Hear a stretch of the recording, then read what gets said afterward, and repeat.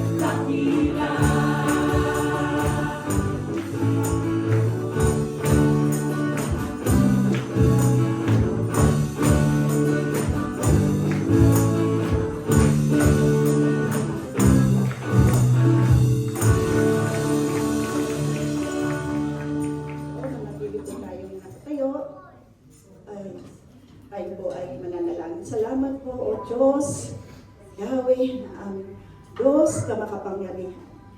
Kami po ay lumudulog sa inyong harapan upang, Panginoon, ikaw ay mabigyan ng papuri at pagsamba.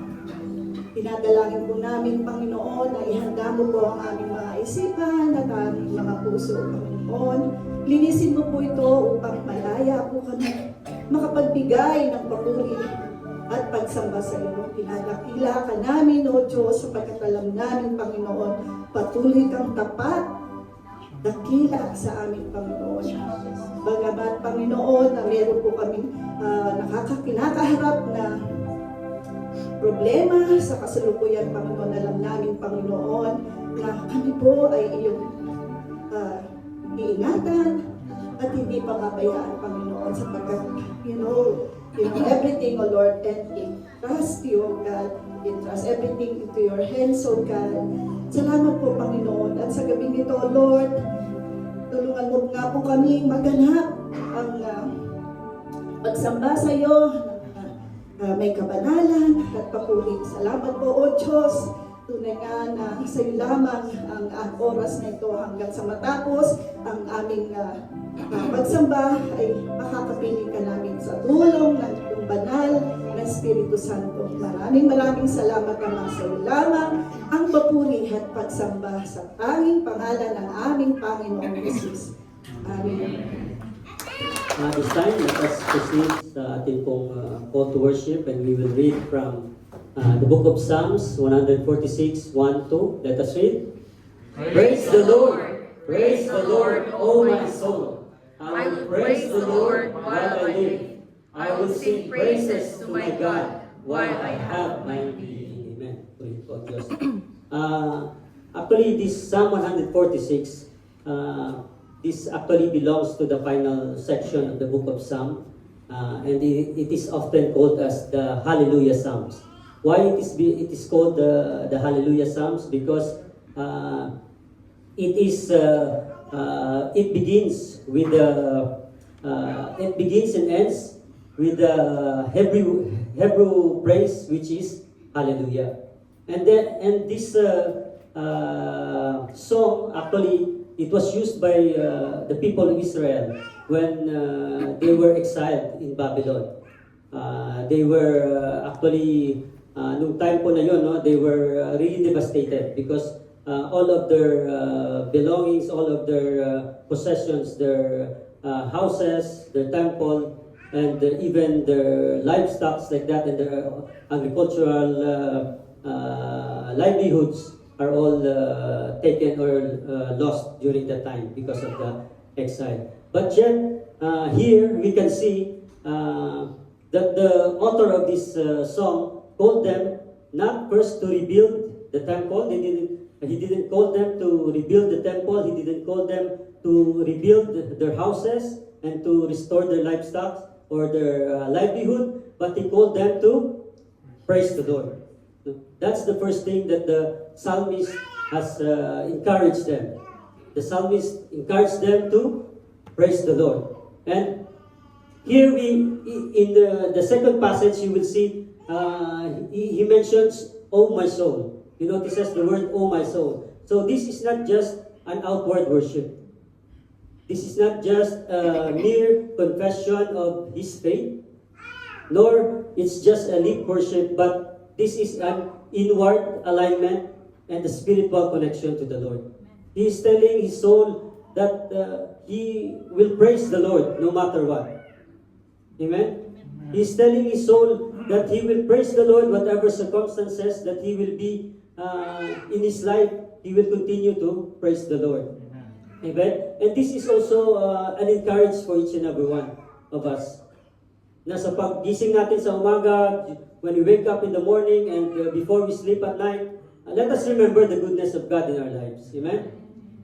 God is faithful. So we can remember all that the Lord has done for us, especially sa ating sitwasyon ngayon. No?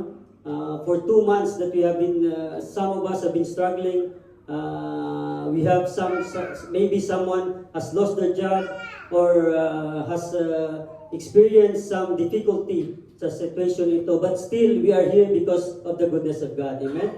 So let us remember that just as what this psalmist, this author of this song has encouraged the Israelites. And he says here, "I will praise the Lord while I live."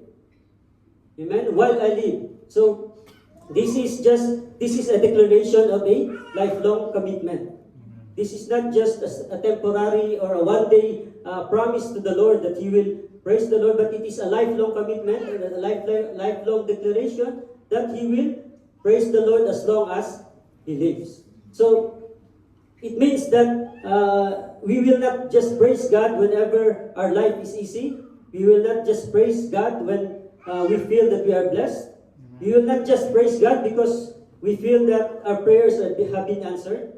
But we will praise the Lord because we know that He is faithful, He is good. Amen? And this kind of praise, this kind of worship is rooted in a deep knowledge of knowing who God is in his life. No? If we know that God is good, then we will praise God. If we know that God is faithful, then we will trust God. We can never trust God if we don't know who God is in our life. So that's why, mga kapatid, ngayong gabi, this book, this song encourages us to trust God, to give Him the praise that He deserves. Because whatever circumstances, anuman yung nangyayari sa ating mga buhay sa sitwasyon ngayon, I know that we have struggles, and many of us na nawala ng trabaho at mga naghihirap. But we know that the faithfulness of God endures forever. Tapat po ang Diyos sa atin, hindi niya po tayo pababayaan. Kaya sa ngayong gabi, let us join the psalmist in his call for praising God. He says here, I will sing praises to my God while I have my being. Yeah. Ang sa Tagalog, o sa ibang version, sabi niya, I will praise the Lord as long as I have breath in my body. So, habang ako ay may hininga, magpupuri ako sa Diyos. So, naway ito po ang maging encouragement sa bawat isa sa atin ngayong gabi. Let us be encouraged that as long as God has been faithful to us, as long as God is giving us the life to enjoy sa mundong ito, let us continue to remember to praise God. Simula sa pagkagising natin sa umaga hanggang sa pagtulog natin sa gabi. Amen? Praise the Lord. Praise the Lord. Atin po kakilain ang ating Diyos pagkat siya ang Diyos na dakila, tapat at mabuti. Hallelujah.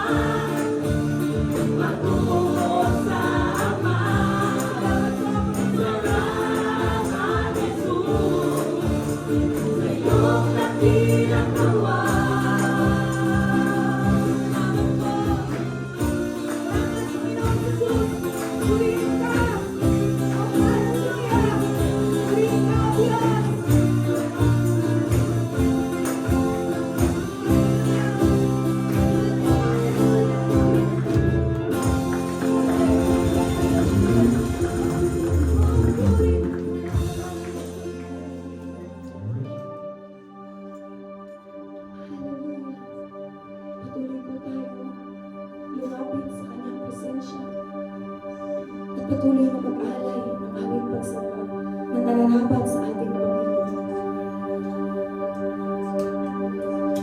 Dapat siya kahit kailan hindi nagkulang sa ating lahat. Kaya nga naman marapat siyang awitan at sambahin.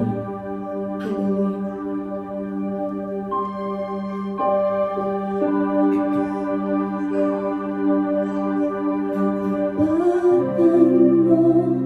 O Diyos, tunay ang dakila. Ang pag-ibig mo'y wagas at walang kapantay. Sa aming puso, sa aming buhay, Purit pasambay, iaalay. Bukas noon ngayon, magpakailanman, luwalhatiin ka. Muli po natin awitin, katapatan mo, O Diyos, tunay at dakila. Katapatan mo, O Diyos. And when we sing this song, let us raise our hands and feel His presence. Worship His name. Hallelujah. Sa walang panglalay, sa aming puso, sa aming buhay, Purit pasambay, iaalay.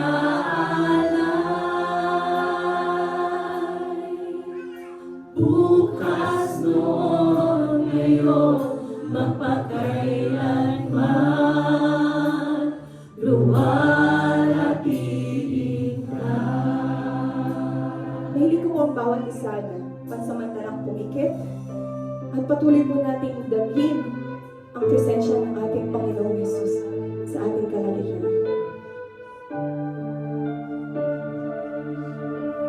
Lema, Elay, Elay, lema sabachthani. Diyos ko, bakit mo ako pinabayaan? Sigaw ng Panginoong Yesus habang siya ay nakapako sa krus. At sa mga sandaling ito, damang-daman niya ang sakit ng pagkalayo sa Diyos dahil sa kasalanan na tayo po dapat ang nakaranas. Damang-daman niya ang sakit mula sa latay at sugat sa kanyang katawan na tayo po dapat ang nakatanggap. Damang-daman niya ang kasakitan, ang pag-iisa, ang kalungkutan na tayo po dapat ang nakaranas. Maging damang-daman niya ang kaparusahan at galit ng kasalanan na tayo po dapat ang tumanggap. Sa bawat latay, ito po ay nagbigay sa atin ng kagalingan. Sa bawat sakit, sugat sa kanyang katawan ay nagbigay po sa atin ng kapatawaran. At sa bawat patak ng dugo at luha ay nagbigay sa atin ng kaligtasan. In the book of Mark, mga kapatid, pinakita ng Panginoong Jesus ang kanyang dakilang pag-ibig, ang kanyang katapatan sa kalooban ng Diyos Ama. Na kahit sa pinakamasakit at pinakamahirap na kalagayan, siya ay naging tapat na sundin ang kalooban ng Ama. Again din po ang ating Diyos na sinasamba sa gabing ito, mga kapatid. Siya ay tapat sa mga oras ng pagluha. Siya ay tapat sa mga oras ng kasakitan. At anumang karamdaman ang ating nararamdaman. Siya ay tapat sa mga sitwasyon natin sa buhay na kahit hindi natin nararamdaman o nakikita, siya ay patuloy na nagiging tapat, mga kapatid. And as we sing this song, let us remember what God has done. Ang kanyang kabutihan, ang kanyang katapatan sa ating lahat. And that's why He deserves all our praises and all our glory and all the worship that He deserves. Hallelujah. At gayon din, Panginoon, sa Panginoong Isus, sa kanyang katapatan sa Diyos, na tinapos niya ang kanyang dakilang gawa. At kalooban ng Diyos Ama ay gayon din po siya tatapusin ang dakilang gawa sa ating mga buhay. Tapat siya sa lahat ng panahon. Tapat siya at hindi nagbabago. Siya ang Diyos na mabuti. Oh, hallelujah. Kaya nga naman, mga kapatid, patuloy po natin siyang alayan ng awit. Patuloy po natin siyang alayan ng pagsamba. At patuloy po natin sabihin, katapatan mo, O Diyos, tunay at dakila. Hallelujah. Hallelujah.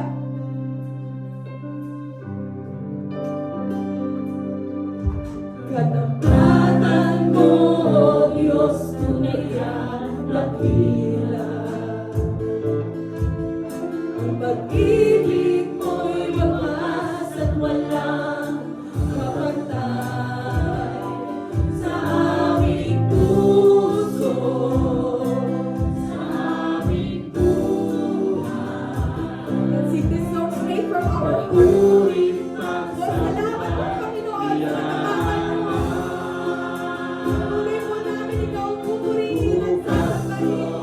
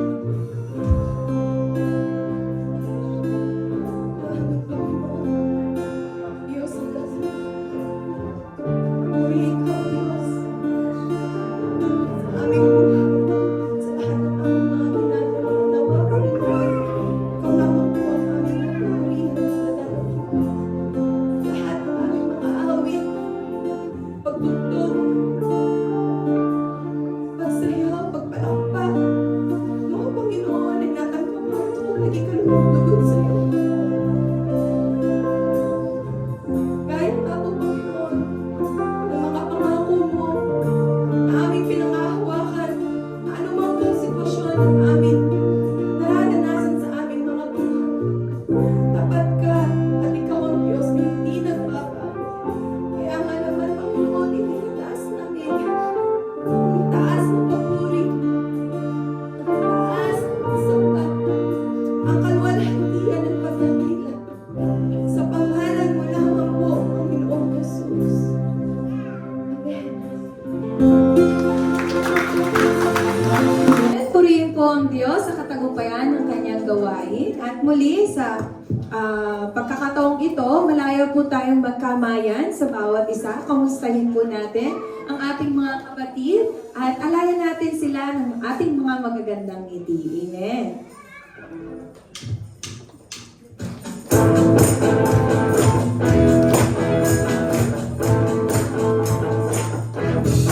You are God, you shall do valiantly, for it is He who shall get down the enemy will sing, and shout the victory. Praise His King, Christ is King, for God has won the victory, and set His people free. His word has slain the enemy. The earth shall stand and see that through our God we shall do valiantly, for it is He who shall put down the enemy. Will sing and shout the victory. Christ is King, for God has won the victory and set His people free. His word has slain the enemy. The earth shall stand and see that through our God we shall do valiantly, for it is He who shall cut down the enemy. Will sing and shout the victory. Christ is King. Christ is King. For God has won the victory and set His people free. His word has slain the enemy. The earth shall stand and see that through our God we shall do valiantly, for it is He who shall put down the enemy. Will sing and shout the victory. Christ is King, for God has won the victory and set His people free. His word